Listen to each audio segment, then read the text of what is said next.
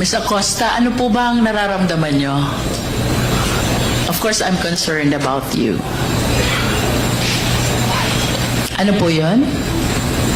Nanginginig po, ma'am. Bakit po kayo nanginginig? Bukod po sa nanginginig, ano pong nararamdaman nyo? Hindi naman po ako sumisigaw. Kasi po, wala po talaga akong alam kung sino po yun, si Kukoy Villamin, si Grace Piatos po.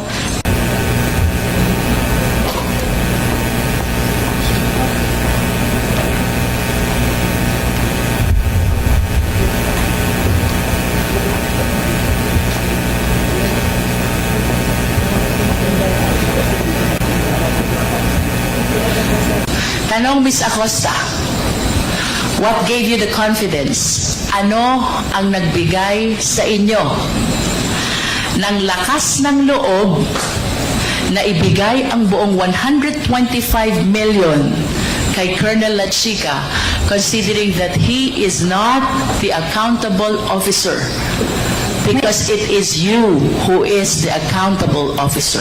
May approval po kay Ma'am Inday Sara. And without the approval of the Vice President, will you give that to Colonel Lachica? Hindi po. Do you know Colonel Lachica? Yes po, kasi siya po ang aming ground commander. How long ng have BTS. you known Colonel Lachica? Yung na-employ po ako after 3 months, yung na-employ po ako sa OBP, ma'am. How long have you known? Since 2022? Yes po, ma'am. Do you trust Colonel Lachica?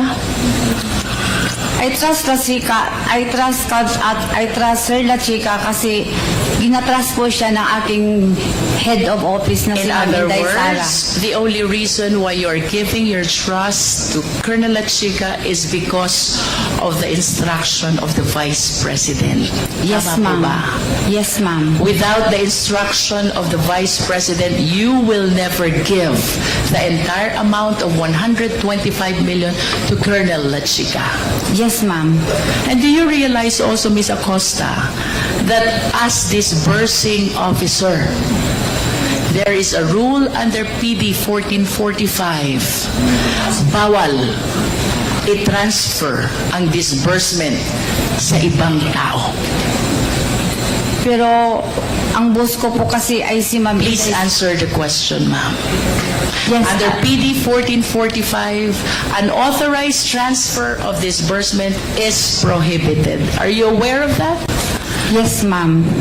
And what you did is an unauthorized transfer. Tama po?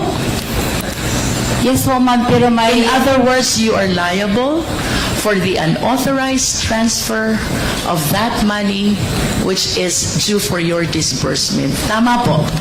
Tama po, ma'am. Pero, Are you aware also na kung ito pong perang ito ay mapupunta sa mga hindi matitino na government officials at gagamitin for purpose other than its confidential purpose, you can be held liable for malversation of public funds by negligence.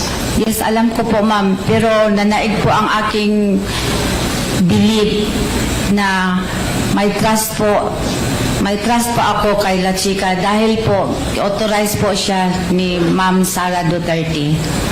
And are you aware also that what Colonel Lachica did is he usurped Ano po? your authority as special disbursing officer. Ang ginawa po ni Colonel Lachica ay pinakialaman na yung trabaho na dapat ay sa inyo. We call that usurpation of authority. Kasi po wala po akong alam kung paano po i-implement ang mga confidential activities po, ma'am. Si Sir Lachica lang po ang may alam. Sandali po, bakit po wala kayong alam? You are the special disbursing officer. You prepare the financial plan. You are a signatory in the disbursement. You prepare the liquidation. You certify. You prepare the accomplishment report. Bakit wala po kayong alam? wala po akong alam sa pag-implement po ng confidential activities po.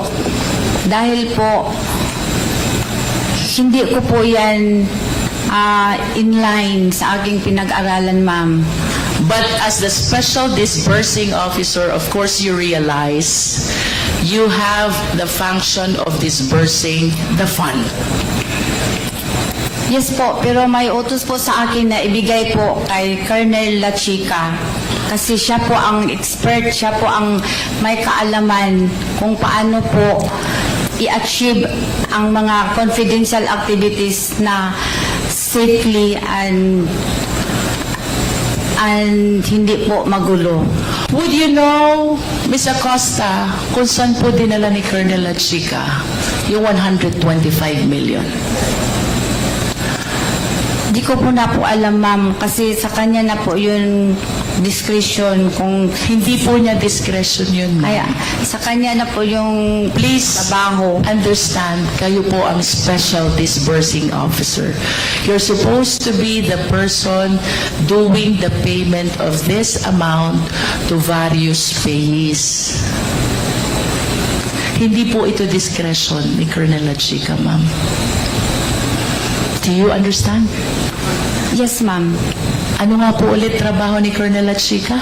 Siya po ang head ng aming BPSPG at siya po ang inatasan as security officer po ng Office of the Vice President. And of course, you will agree with me, iba po ang trabaho ng security officer sa trabaho ng special disbursing officer. Tama po ba? As a matter of Yes, fact, iba kaya po. po kayo'y banded. Kaya po kayo nire-require ng Fidelity Fund is to take care of these public funds.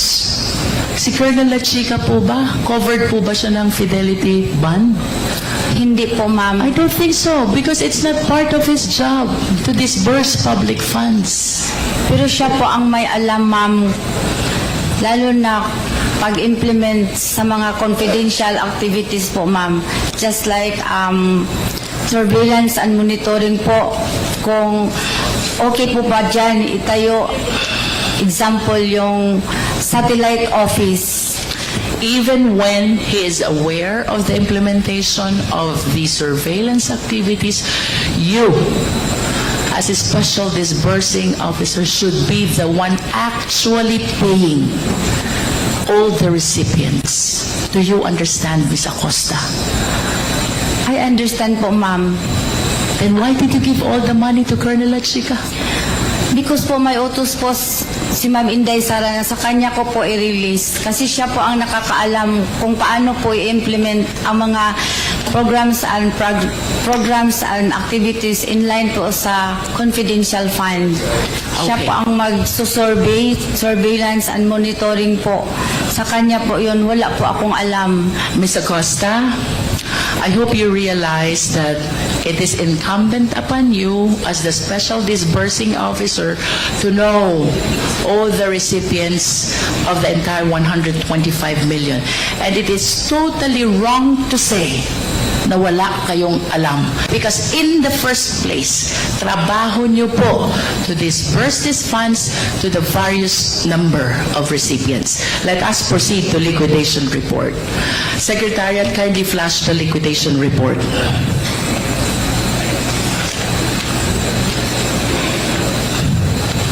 What is the purpose, Ms. Acosta, of the liquidation report? To liquidate the funds granted on confidential funds po. Ililiquidate po. Ililiquidate, and by liquidate, we need to gather proof that indeed the entire amount was utilized for the intended purpose. Tama po ba? Tama po. What is your participation in this liquidation report? Yung binigay na po sa akin ni Sir La Chica ang Ms. acknowledgement. Acosta, please be directed to the left bottom part of the liquidation report. Correctness of the above data po, ma'am. Do you understand what that means? Yes po, ma'am. Ano pong ibig sabihin nun? Na ang pondo po ay nagamit ng maayos sa pamagitan po ng pagkuha ng mga acknowledgement receipt po na galing po kay Sir La Chica. You mentioned about acknowledgement receipts. Pag-usapan po natin yan. As a special disbursing officer, part of your job is to certify the correctness of the above data, and that includes acknowledgement receipts that you mentioned. You agree? Yes, ma'am. Okay. Based on examination, Ms. Acosta, mayroong 700 na acknowledgement receipts. May signature, pero walang printed name. In other words, we could not hold anyone accountable for the given amounts. What can you say about that? 700 mahigit na acknowledgement receipts. May signature, pero walang printed name, so you cannot tell who the recipient really is. Do you think, given that situation, you certified the correctness of the data? Kasi Yes or no? Yes, ma'am. And you believe that that is correct? Hindi mo alam kung sino ang recipient? Kasi yan po ang binigay sa akin ni Sir La Chica, ma'am. Again, please be directed by the certification at the bottom right of this document. Gina Acosta, certifying to the correctness of the above data, and that data includes the acknowledgement receipts. How did you certify correct the 700 plus acknowledgement receipts which bear unreadable signatures and does not bear the printed name of the recipients? Tama po ba yun? Sa paningin ko, ma'am, ang maka-answer po ng maayos ay si Sir La Chica po, ma'am. Sa paningin niyo po bilang Special Disbursing Officer, tama po ba na ang acknowledgement receipt ay wala kang pagkitaan ng pangalan? Tama po ba yun? Kasi po ang alam ko po, Please answer the question, Ms. Acosta. I believe that the question is answerable by yes or no only. Kayo po ang Special Disbursing Officer, and you said from this liquidation report, I'm certifying to the correctness of the above data. 700 plus acknowledgement receipts with signature, unreadable, and without printed name. Tama po ba na i-certify na tama yung 700 mahigit na acknowledgement receipts na yon? Tama po o mali? tama po, ma'am. Tama? Yes po, ma'am. Kahit wala pong pangalan? Kasi po, ang makasagot po niyan ng maayos, ma'am, pwede po si Sir La Chica. Okay, let's do this by way of hypothetical question. Kayo po ang accountable disbursing officer. Ibig sabihin, kayo po ang may pananagutan sakaling mawala, may mangyaring hindi tama, dito po sa 125 million. I hope you anchor your answer on the fact na kayo po ang mananagot doon sa 125 million. As a special disbursing officer. Tama po ba nag-release kayong pera? Tapos yung acknowledgement receipt, walang pangalan ng recipient. Tama po o mali? Kung kayo po ang mismong magre-release ng pera, kayo po ba'y papayag na walang printed name ang acknowledgement receipt? Pwede po, ma'am, itanong po kay Sir La Chica po. No, Ano the po ang question, nangyari. Ms. Acosta, is hypothetical, no? Kung sakali lang pong kayo mismo ang nagbigay doon sa 700 na tao yon, kayo po ang accountable disbursing officer, papayag po ba kayo na yung 700 na yon, tatanggap ng pera, tapos hindi nyo alam kung anong mga pangalan nila? Yun po ba ay tama o mali? You said already that it was Colonel La Chica who did the disbursement. Naintindihan ko na po yon. Opo, ma'am. Pero ang sitwasyon po natin ngayon, let us assume na kayo ang magre-release ng pera. Papayag po ba kayong mag-release ng pera na hindi sinusulat yung printed name ng pagbibigyan nyo ng pera? Siguro po, nangyari po yun dahil po sa voluminous na transaction, ma'am. Ms. Acosta, the question is answerable only by tama o mali. We are talking about 700 plus acknowledgement receipts. May signature, walang printed name, walang pagkitaan ng pangalan ng recipients. Kung kayo po ang magre-release nito, papayag po ba kayo na walang printed name ang tumanggap?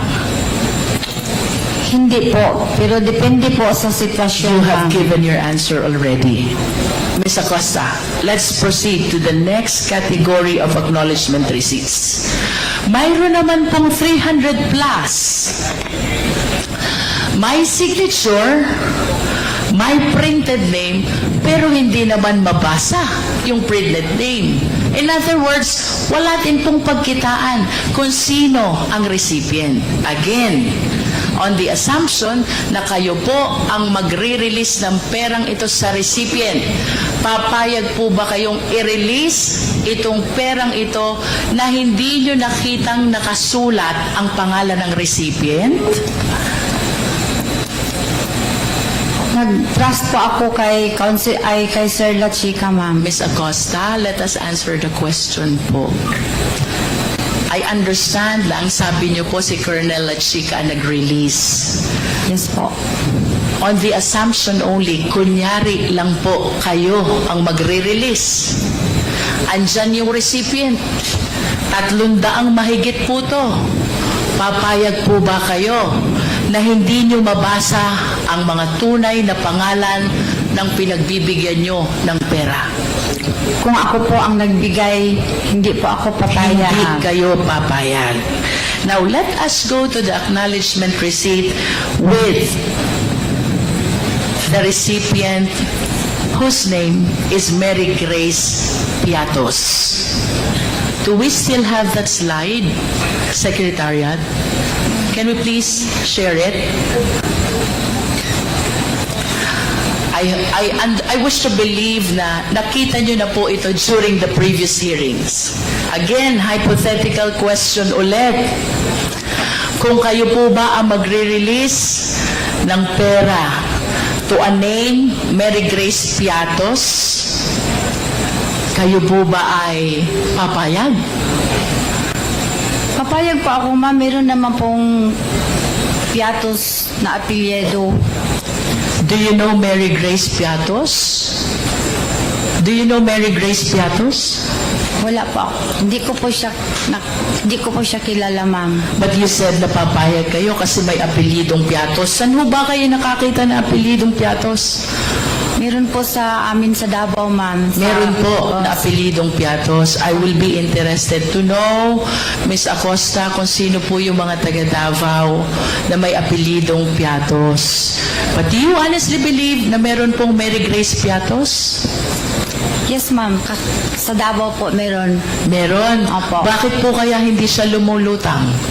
I am reminded by the pledge of, I believe, the Young Guns who contributed money to raise 1 million, asking Mary Grace Piatos to come out to the open. Bakit po kaya walang lumulutang? If indeed mayroong Mary Grace Piatos sa Davao. Kasi po, nagbibis lang po ako sa binigay po ni Sir La Chica na mga binalik Ms. niya sa Acosta, akin. kindly answer the question po. Sabi niyo po kanina, mayroong Mary Grace Piatos. Piatos po ang sinabi ko, ma'am, na apelyido. Nonetheless, kayo po ba'y naniniwalang mayroong Mary Grace Piatos? In the first place, kayo po dapat kaharap nito eh. Dahil kayong special disbursing officer. But you kept on claiming that you handed the entire amount to Colonel Lachica. Kaya hindi nyo alam kung ano nangyari doon sa pera. O ito na po ang consequence. Ipinagtiwala nyo ang disbursement sa hindi naman accountable officer. How will you answer now to that acknowledgement receipt? Paano nyo po ngayon ipapaliwanag yan? Kayo po ang accountable officer and you're bound to explain who is Mary Grace Piatos. Hindi po talaga ako maka-explain yan, ma'am, kasi hindi po ako ang nagpapipirma po. Ang nag-execute po ng acknowledgement na yun, ma'am, si Sir Lachica po. You said ang nag-execute po ng acknowledgement ay si Sir Lachica. Sino pong pumerma dyan? Siya lang po ang makakaalam, ma'am. Si Colonel Lachica lang ang nakakaalam. Yes po, kasi siya po ang nag-execute ng acknowledgement receipt po. Miss Acosta, ako po'y gusto ko pong maawa sa inyo kasi while you entrusted the entire amount of 125 million to Colonel Lachica, who is not an accountable officer at all, I hope you realize kayo po ang mananagot sa buong 125 million. Are you aware of that? Yes, ma'am. Aware po ako.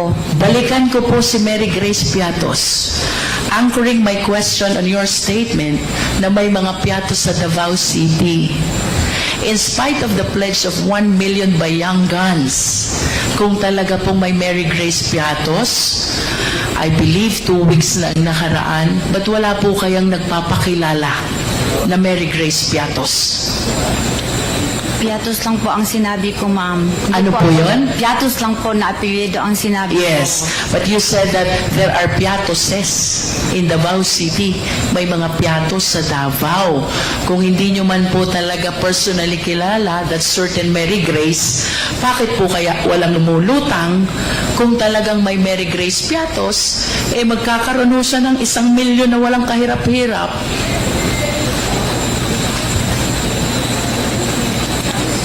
Would you agree with me if I would say the reason kung bakit walang lumulutang ay dahil wala naman talagang Mary Grace Piatos? Tama po ba?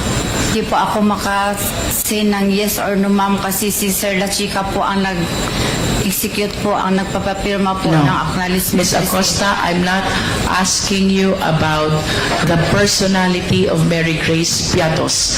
This is a hypothetical question again. Having stated na may mga piatos sa Davao and considering na nag-pledge ng Young Guns ng 1 million, tatanggapin ni Mary Grace Piatos. The only condition is magpakilala siya. Ako si Mary Grace Piatos. Tama po bang sabihin na kaya walang lumulutang na Mary Grace Piatos ay dahil ang totoo, wala naman talagang Mary Grace Piatos? Tama po o mali? Yun po ang answer. Tama po o mali, Ms. Acosta? Siguro, tama po yun, ma'am. Okay. Now let's proceed to that acknowledgement receipt with the name Kokoy Villamin.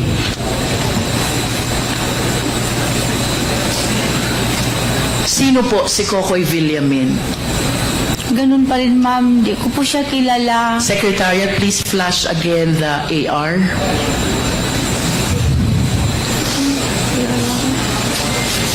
Natanggap po lang galing kay ano. Mr. Chair. Madam Vice President. Thank you, sir. Ms. Acosta has been crying since this hearings started because of her fear and a lot of other things. Can we just give her some air? 1 minute suspension is declared by the chair.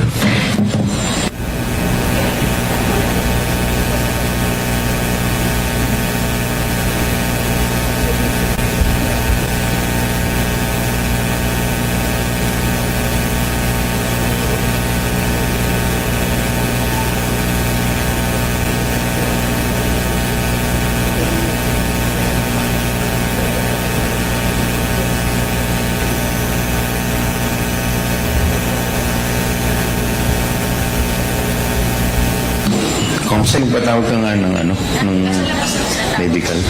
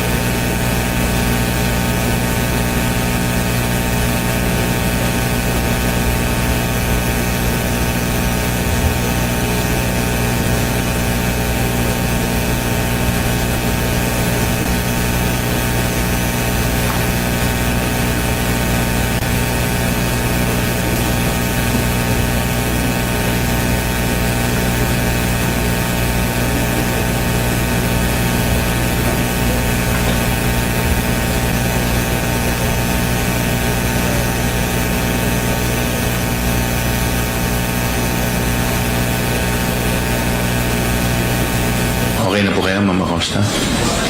Apo, sir. Okay na. Salamat po sa rest. Mr. Chair, may I seek guidance from the chair? Yes, Congressman. Ay, ma'am, sir, wala pa pong ano tayo. Di ba po tayo nag-resolve? Yung medic. Asan yung medic?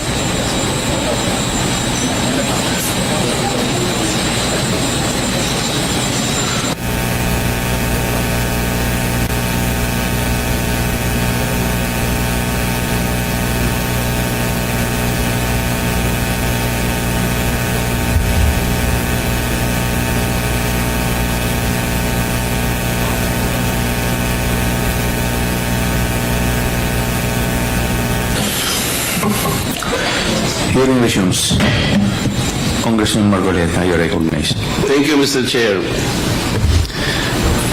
I know that our rules procedure in aid of legislation includes suppletorily the use of the rules of court. Under the rules of court, Your Honor, which are the rules being used in the courts of law, hypothetical questions are not allowed to be asked. Are we supposed to insist on asking hypothetical questions? Could you please be specific, Congressman Margoleta? It's very specific, Mr. Chair. The witness is being asked hypothetical questions. These are allowed in the courts of law. If you're using the rules of court suppletorily, what is the purpose of asking hypothetical questions? Under our internal rules, the rules of procedure governing the proceedings before the Committee on Good Government under Section 16, it provides that rules of procedure and evidence in any meeting of the committee, the rules of evidence prevailing in courts of law or equity shall not be controlling, and the committee shall use every and all reasonable means to ascertain the facts in each case speedily and objectively without regard to technicality of law or procedure. Yes, Mr. Chair, we're talking of facts. Only in the We're intent. not talking about hypothetical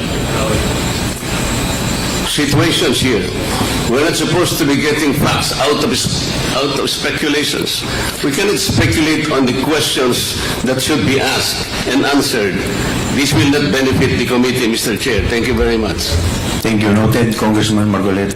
Let's continue with the... Mr. Chair. Sige. Dagdag lang po na response, Mr. Chair, since always po ini-invoke na kung anong dapat na conduct ng committee, ano yung bounds ng mga discussions natin.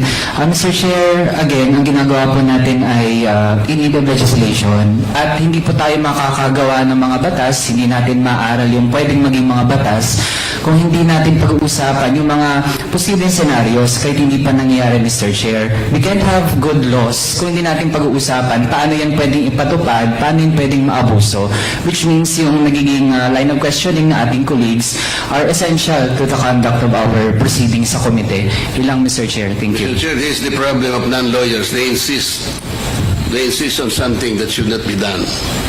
Noted, Congressman Marcoleta. Mr. Chair, Yes, Madam Vice President. can I answer as head of agency of the Ano po, Office of the Madam? Vice President? Can I answer as head of the agency of the Office of the Vice President as well?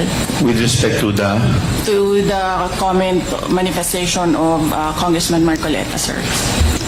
No, you are not allowed. Please continue, Congresswoman Luisto. Ms. Acosta, ano po ba ang nararamdaman nyo? Of course, I'm concerned about you. Ano po yun? Nanginginig po, ma'am. Bakit po kayo nanginginig? Bukod po sa nanginginig, ano pong nararamdaman nyo? Hindi naman po ako sumisigaw. Kasi po, wala po talaga akong alam kung sino po yun, si Kukoy Villamin, si Grace Piatos po. Kasi po, si Sir La Chica po ang nasa ground po. Siya po ang nagpipipirma. Nag-base na lang po ako sa sinaol sa binalik niya sa akin na acknowledgement receipt po, ma'am. Pero ma'am, I hope you acknowledge na yun pong sinasabi niyong ginawa ni Colonel La Chica. Yun po'y trabaho niyo as a special disbursing officer. Yes, ma'am. Pero may utos po ang aking boss, ma'am, na i-release ko po kay Sir La Chica, ma'am. I heard you, ma'am.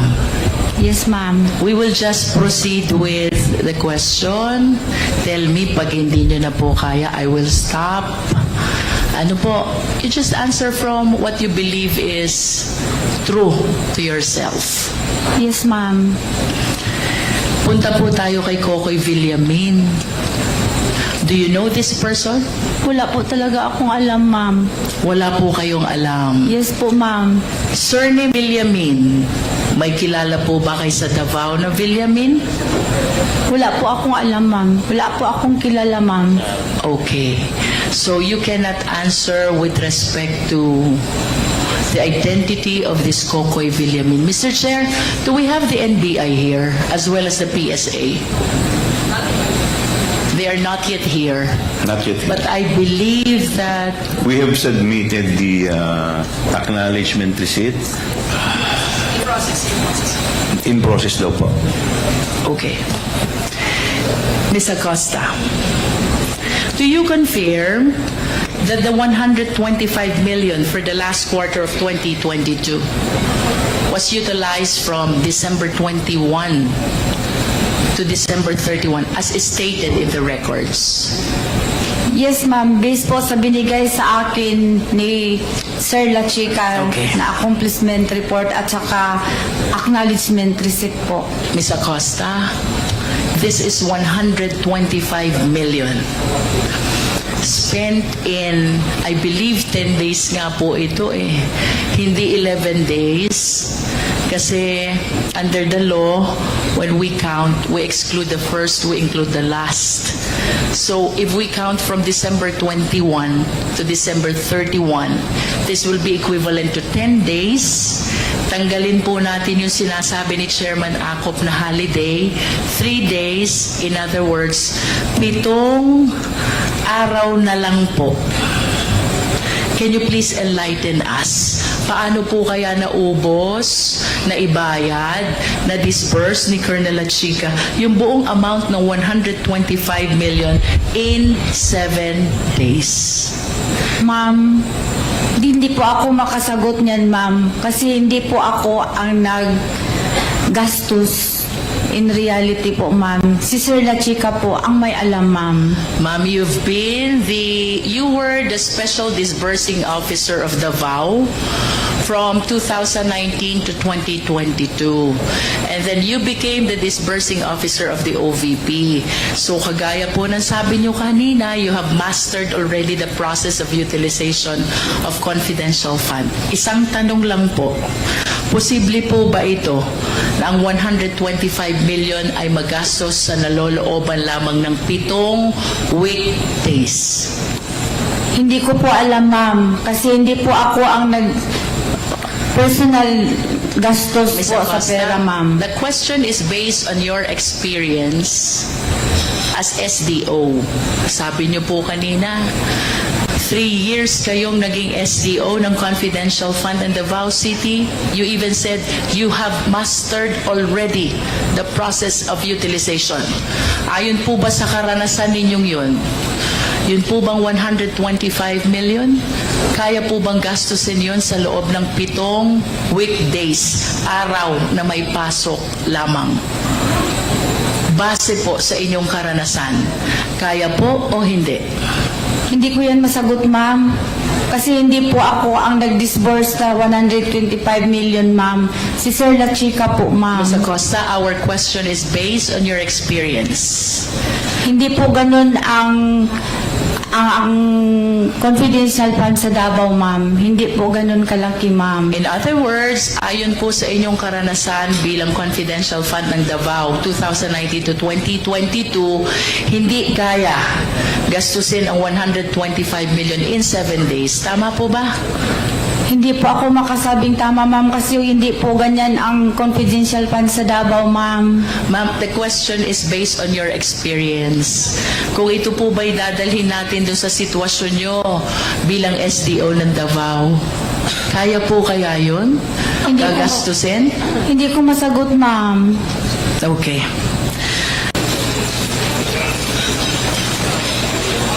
Ito ba sunod sa akin?